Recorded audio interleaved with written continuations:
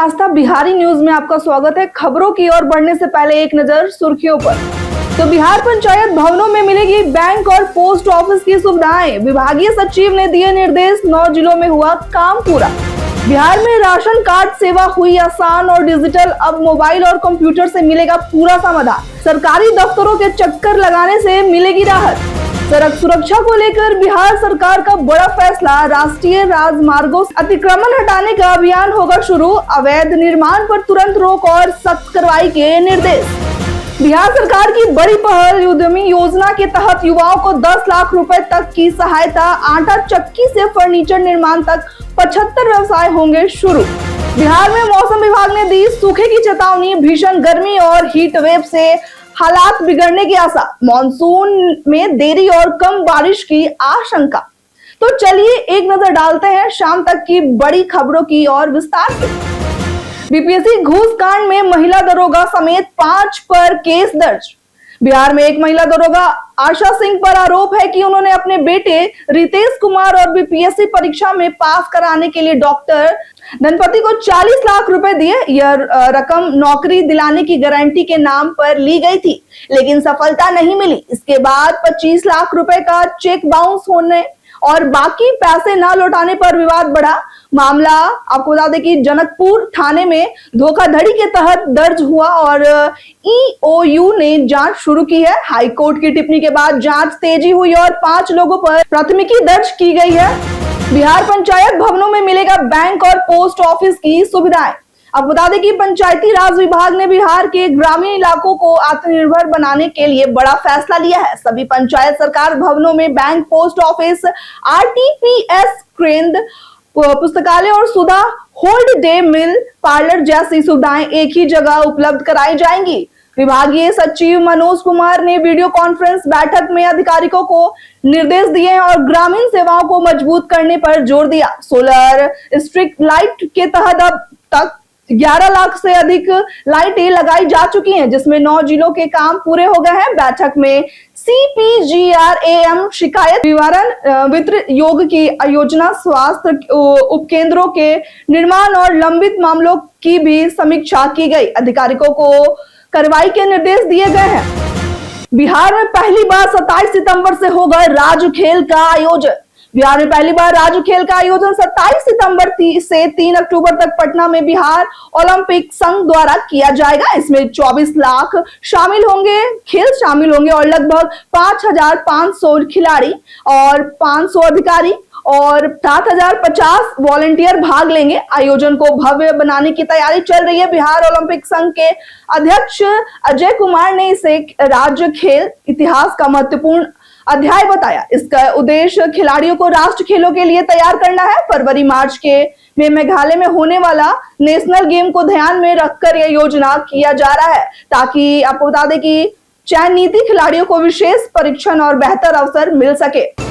Ration card सेवाएं हुई digital, अब ऑनलाइन मिलेगा पूरा समाधान। बिहार सरकार ने राशन कार्ड सेवाओं को और आसान बनाते हुए ऑनलाइन आवेदन की सुविधा शुरू की है। अब लोग घर बैठकर मोबाइल या कंप्यूटर से नया राशन कार्ड बनवाने का, नाम जुड़वाने का, पता बदलने और आवेदन की स्थिति ट्रैक करने जैसे काम शुरू कर सकेंगे। इसके लिए उन्हें प्रखंड या पूर्ति कार्यालय जाने की जरूरत नहीं होगी। आवेदन स्वीकृत होने पर digital ration card online download किया जा सकेगा। आवेदन के लिए आधार कार्ड, निवास प्रमाण पत्र, मोबाइल नंबर और फोटो जैसी दस्तावेज जरूर होंगी। और आपको बता दें कि लोग epds.bihar.government.in वेबसाइट के जरिए आवेदन कर सकेंगे, जिससे समय और पैसा दोनों की बचत होगी।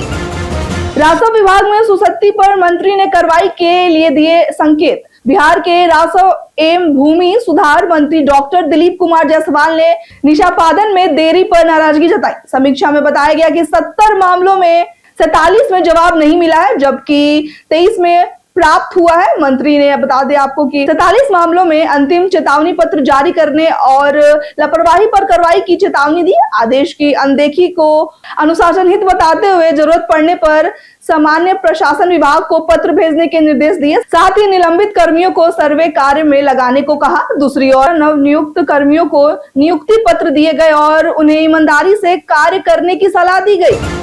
बिहार में एनएच किनारे अतिक्रमण पर चलेगा बुलडोजर। बिहार सरकार ने राष्ट्रीय राजमार्गों के किनारे अतिक्रमण हटाने के लिए बड़ा अभियान शुरू करने का फैसला किया है। मुख्य सचिव अमृत की अध्यक्षता में हुई सड़क सुरक्षा परीक्षण की बैठक में निर्देश दिया गया है कि 20 दिनों के भीतर अवैध ढाबे, होटल और अन्य व्यावसायिक हटाए जाए, अन्यथा जिले हाईवे शिफ्ट हाईटेक फोर्स करवाई जाएगी। नए निर्माण पर भी तत्काल रोक लगा दी गई है और एनओसी अनिवार्य किया गया है। अवैध पार्किंग पर भी अभियान चलेगा। नियम तोड़ने वालों पर जुर्माना लगेगा। होटल ढाबों पर वैकल्पिक पहुंच मार्ग बनाना होगा, अर्थात कानूनी कार्रवाई होगी। बिहार में मौसम विभाग ने दी सूखे की चेतावनी। बिहार में भीषण गर्मी पड़ रही है और आपको बता दें कि तापमान 40 डिग्री सेल्सियस के ऊपर पहुंच चुका है। अगले 8 दिनों तक राहत की उम्मीद कम है और इस सीजन लगभग 30 दिन हीट वेव चलने की संभावना है। मौसम वैज्ञानिकों के अनुसार अल नीनो और संभावित सुपर अल नीनो के कारण मानसून पर असर पड़ सकता है, जिससे बिहार में करीब 20% कम बारिश होने की आशंका है। मानसून 8 से 10 जून के आसपास पहुंच सकता है, जो सामान्य से थोड़ा देर है। कमजोर बारिश और गर्म हवाएं के कारण सूखे जैसी स्थिति की आशंका भी जताई गई है। हालांकि बड़े पैमाने पर आकलन की संभावना कम मानी जा रही है। तेजस्वी यादव ने एनडीए सरकार पर लगाए गंभीर आरोप। बिहार में टीआरई 4 और बीपीएससी बहाली को लेकर सियासी और छात्र आंदोलन तेज हो गया है। नेता प्रतिपक्ष तेजस्वी यादव ने एनडीए सरकार पर युवाओं से वादा खिलाफी और 1 करोड़ नौकरी के वादे को पूरा न करने का आरोप लगाया। उन्होंने अपनी सरकार में शिक्षकों की नियुक्ति का हवाला देते हुए वर्तमान सरकार पर लापरवाही का आरोप लगाया। दूसरी ओर पटना में छात्रों का आंदोलन उग्र हो गया है, जिसमें रिहाई की मांग और बहाली को लेकर प्रदर्शन हो रहे हैं। पुलिस कार्रवाई और नेताओं की गिरफ्तारी से माहौल और तनावपूर्ण हो गया है, जबकि सरकार जल्द विज्ञापन जारी करने की बात कर रही है। 75 तरह के व्यवसाय शुरू करेगा उद्यमी योजना के लाभार्थी।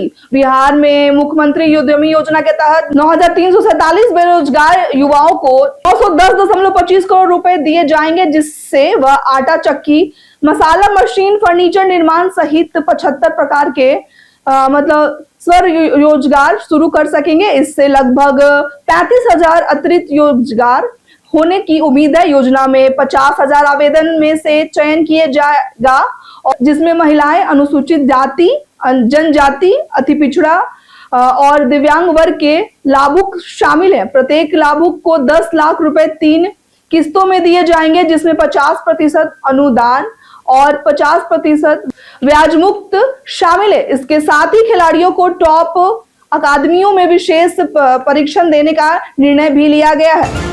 तेज रफ्तार शराब लदी गाड़ी ने ली किराना दुकानदार की जान। आपको बता दें कि सुपौल जिले में रतनपुरा थाना क्षेत्र में एनएच 106 पर एक तेज रफ्तार शराब लदी संगीत गाड़ी ने सड़क किनारे जा रहे किराना दुकानदार मनोज कुमार मेहता को कुचल दिया, जिससे उनकी मौके पर ही मौत हो गई। उसी मौके पर मौत हो गई। हादसे के बाद वाहन अनियंत्रित होकर एक ट्रैक्टर से भी टकरा गया और स्थानीय लोगों ने चालक और एक तस्कर को पकड़कर पुलिस को सौंप दिया। वाहन से भारी मात्रा में शराब बरामद हुई, जिसमें अवैध तस्करी की पुष्टि हुई। पुलिस ने दोनों आरोपियों को गिरफ्तार कर जांच शुरू कर दी है। घटना से इलाके में आक्रोश और शोक का माहौल है तथा मुआवजे की मांग उठी है। बिहार में 8,000 पंचायतों में गन्ना कार्यशाला का होगा आयोजन। बिहार सरकार गन्ना की खेती को बढ़ावा देने के लिए पंचायत स्तर पर विशेष अभियान चलाने जा रहा है। इसका उद्देश्य गन्ने के उत्पादन और रकबे में वृद्धि पर किसानों की आय बढ़ाना, चीनी व गुड़ उद्योग को कच्चा माल उपलब्ध कराना है। 8,000 पंचायतों और 45,000 गाँव के कार्यशालाएं आयोजित किए जाएंगे, जिसमें कृषि वैज्ञानिक और विभागीय अधिकारी किसानों को आधुनिक तकनीकी बीज यानी कि ड्रिप सिंचाई और जैविक खेती की जानकारी देंगे। सरकार किसानों को गन्ने को लाभदायक फसल के रूप में अपनाने के लिए प्रेरित करेगी, जिससे ग्रामीण अर्थव्यवस्था मजबूत हो सकेगी। बिक्री पर और स्टंप ड्यूटी से भी बढ़ेगी राज्य की आय। बिहार सरकार ने 2026 से 2027 के लिए 65,800 करोड़ रुपए जीएटी से 38 करोड़ 3800 करोड़ रुपए की सबसे बड़ी हिस्सेदारी होगी। 70 करोड़ स्टंप पर पंजीकरण से 10,000 करोड़ और वाहन कार से 5,000 करोड़ रुपए मिलने का अनुमान है। हालांकि बिजली से राजस्व घटने की संभावना है। राज्य की हिस्सेदारी जीएसडीपी का करीब 5% रहने का अनुमान है, जो पिछले वर्ष से कम है। बेरोजगार युवाओं से लाखों की गठरी कराने वाला पूर्व सैनिक गिरफ्तार। बिहार के पूर्वी चंपारण में पुलिस ने अग्निवीर और पुलिस भर्ती के नाम पर ठगी करने वाले एक गिरोह का भांडाफोड़ किया है।